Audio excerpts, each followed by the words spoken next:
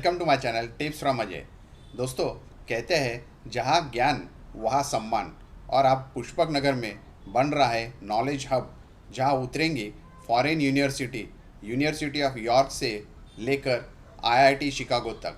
जानिए कैसे ये एजुकेशन सिटी आपके प्रॉपर्टी इन्वेस्टमेंट को कैसे बदल सकता है।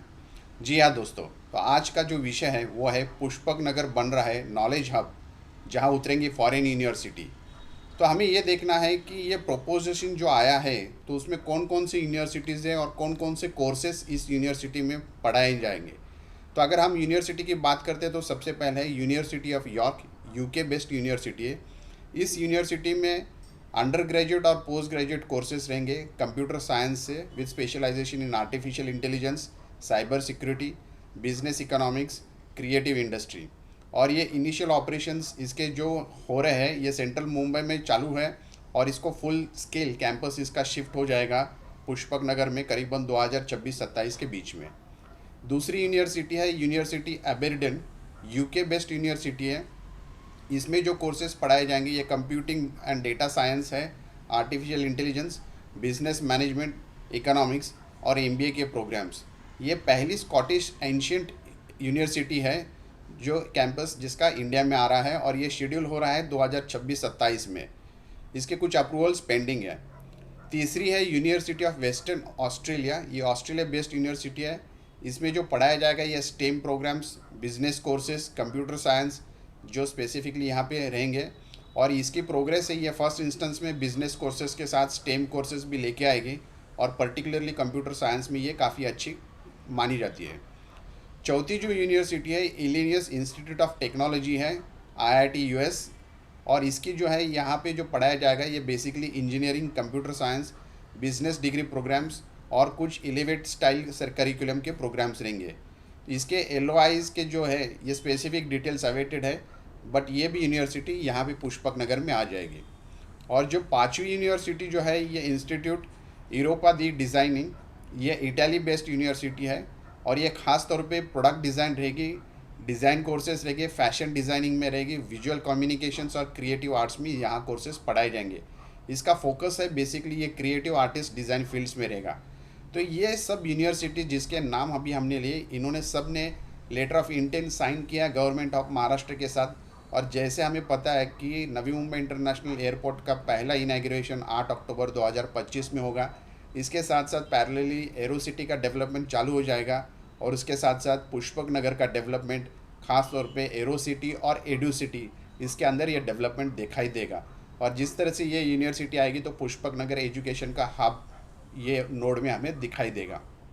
आप देखते हैं दोस्तों, जैसे ये यूनिवर्सिटीज़ आएंगे तो बच्चे काफ़ी यहाँ पे पढ़ेंगे और इसका खर्चा जो अगर हम देखा जाए तो 25 से 30% कम रहेगा। जो भी बच्चे फॉरेन में जाते हैं पढ़ने के लिए तो वहाँ पे जो एक्स्ट्रा एक्सपेंसेस आते हैं, तो अगर हमें वही अपॉर्चुनिटी अगर हमारे देश में मिलती है पढ़ने के लिए इतने बढ़िया बेहतरीन यूनिवर्सिटीज़ और जो हमारे यूनिवर्सिटीज़ के साथ कोलैबोरेशन प्रोग्राम चलाए जाएंगे, तो अगर ये सुविधा सबको मिलती है तो हमें फ़ॉरेन यूनिवर्सिटीज़ में जाने की ज़रूरत नहीं है बाहर जाके पढ़ने के लिए।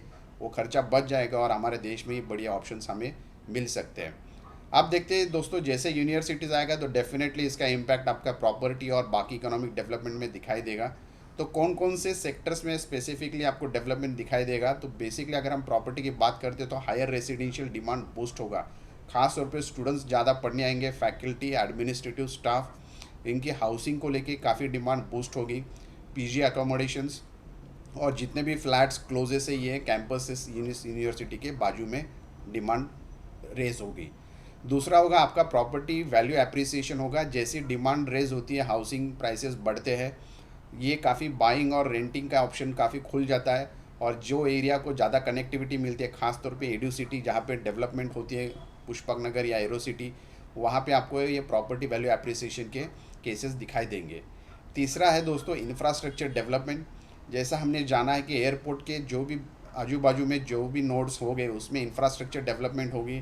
आपके hub, roads, public transport, amenities, shops, restaurant, health care के डेवलपमेंट जो फेज़ वाइज में दिखाई देगी, तो उसी साथ इंफ्रास्ट्रक्चर डेवलपमेंट यहाँ पे दिखाई देगी। और चौथा जो है कमर्शियल बूस्ट इस स्टेट को ये करेगा। हमें ये भी पता है कि रेसिडेंस के साथ कमर्शियल डेवलपमेंट दिखाई देते हैं, खास तौर पे cafes, retail spaces, book stores, coworking के ऑप्शंस, और जो डिमांड रहेगी स्टूडेंट और स्टाफ पॉपुलेशन को देखते हुए, तो शॉप्स और ट्रांजिट कॉरिडोर्स यहाँ पे कमर्शियल को डिमांड बूस्ट करेंगे। इसके साथ का साथ लैंड वैल्यू यहाँ पे इंक्रीज़ होगी। अंडर डेवलप्ड और सेमी डेवलप्ड जो लैंड पार्सल्स है, जो अभी प्रोपोज्ड यूनिवर्सिटी के जो नोड के आजू बाजू में जो डेवलप होने जा रहे हैं, इनके ट्रांजिट नोड्स में डेवलपमेंट दिखाई देगी और ख़ास तौर पे यहाँ पे अप्रिसिएशन अच्छा डेवलप हो सकता है। और रेंटल इंड की एक अपॉर्चुनिटी बहुत बेहतरीन बन के आएगी, जहाँ पे एडू सिटी और एरो सिटी की डेवलपमेंट होती है। डेफिनेटली इन्वेस्टर्स वहाँ पे काफ़ी वॉचफुल रहते हैं और वहाँ पे उनका फर्स्ट ऑप्शन रहता है कि ऐसे एरियाज़ में हम लोग ज़्यादा से ज़्यादा इन्वेस्ट करें। तो स्पेसिफिकली पीजी एकोमोडेशंस और ये जो ऑप्शंस रहते हैं उसमें ये ज़्यादा करके प्रेफर्ड करते हैं। फिर सेगमेंटेशन ऑफ प्राइसेस जो होती है, खास तौर एरिया जो क्लोजेस्ट टू कैंपसेस या बेटर ट्रांजिट कनेक्शन में रहते हैं, यहाँ पे हाईएस्ट डिमांड रहती है और प्राइस ग्रोथ दिखाई देती है। तो यहाँ पे भी काफ़ी बेनिफिट रहेगा over a period of time. खास तौर पे अगर हम चैलेंजेस की बात करते हैं तो टाइम लैग का अगर हम बात करते हैं तो इसमें ये होता है कि जो भी बड़े प्रोजेक्ट्स होते हैं, एयरपोर्ट, आईटी पार्क्स या एरो सिटी, एडू सिटी, उसको थोड़ा टाइम लगता है। ये टाइम लगने की वजह से जो भी नोटिफिकेशन, जो डेवलपमेंट आनी है, वो अगर टाइम पे या नोटिफिकेशंस आते हैं उसके हिसाब से अगर ये प्लानिंग एग्जीक्यूशन होता है साथ साथ, तो डेफिनेटली ये टाइम लैग का ज़्यादा चैलेंज यहाँ दिखाई नहीं दे सकता है। दूसरा है कि कॉस्ट ऑफ लिविंग, और जो इसका ये होता है कि ख़ास तौर पे फॉरेन यूनिवर्सिटीज़ जो भी है जो डेवलप होती है, तो उस एरिया की अप्रिसिएशन और प्राइसेस बढ़ती है। तो उस तरह से लाइफस्टाइल और जो बजट होता है उसको एक पॉकेट फ्रेंडली के हिसाब से अगर हमने देखना है तो वो भी हमें समझना है कि कॉस्ट ऑफ लिविंग क्या हो सकता है। तीसरा है ओवर सप्लाई रिस्क। अगर हम ज़्यादा हाउसिंग डिमांड सिर्फ एक ही एरो सिटी को या एयरपोर्ट के नियर एंड अराउंड सराउंडिंग्स को ही करते हैं, तो बाकी जो एरिया डेवलप होना है वहाँ पे किस तरह से डेवलपमेंट पुश होगा या वहाँ पे प्रेफर्ड चॉइस क्या हो सकती है, उसके भी बारे में हमें समझना ज़रूरी होता है। तो ये मैच्योर्ड होना ज़रूरी होता है कि ओवर सप्लाइंग ज़्यादा रहता है तो वहाँ पे भी रिस्क आने के चांसेस होते हैं। सबसे इम्पॉर्टेंट है आपकी कनेक्टिविटी और इंफ्रास्ट्रक्चर कंस्ट्रेंट्स। जैसे हमने जाना कि कोई भी बड़ा प्रोजेक्ट गवर्नमेंट का या देश का आता है तो डेफिनेटली वहाँ का इंफ्रास्ट्रक्चर बूस्ट होता है। इंफ्रास्ट्रक्चर के साथ एम्यूनिटीज़ आती है और लोगों की डिमांड होती है कि एक अपनी लाइफस्टाइल बढ़िया सीखना चाहते हैं, उस तरह से वो डेवलप होने के बाद जो डिलीवरी होती है वो अट्रैक्टिव एरिया के साथ साथ आती है और उस तरह से इंफ्रास्ट्रक्चर को जिस तरह से बेहतरीन करते हैं। बट ज़्यादा से ज़्यादा एक ही लोकेशन पे ज़्यादा अगर over size density of population आ जाती है तो कई बार ऐसा होता है कि इंफ्रास्ट्रक्चर को लेके काफ़ी कंस्ट्रेंट्स हो सकती है। तो ये सब ना हो, इसके लिए ये सब सुविधा पहले से फ्यूचर के ध्यान में रखते हुए या भविष्य को ध्यान में रखते हुए गवर्नमेंट को ये प्लानिंग करना ज़रूरी है कि किस तरह से हम ट्रांजिट के पीरियड में ही ओवर सप्लाई को देखते या ओवर रिस्क को देखते हुए किस तरह से डेवलपमेंट अलग तरीके से स्प्रेड कर सकते हैं ताकि वो एक ही लोकेशन पे सैचुरेट नहीं हो। तो ये बढ़िया इंटरेस्टिंग विषय था। आपको अगर वीडियो अच्छा लगा तो ज़रूर सब्सक्राइब करिए, शेयर करिए, कमेंट करिए। ऐसे इंटरेस्टिंग टॉपिक के साथ हम आपके पास टाइम टू टाइम आते रहेंगे। Thank you so much. Take care of yourself and your family. Thank you.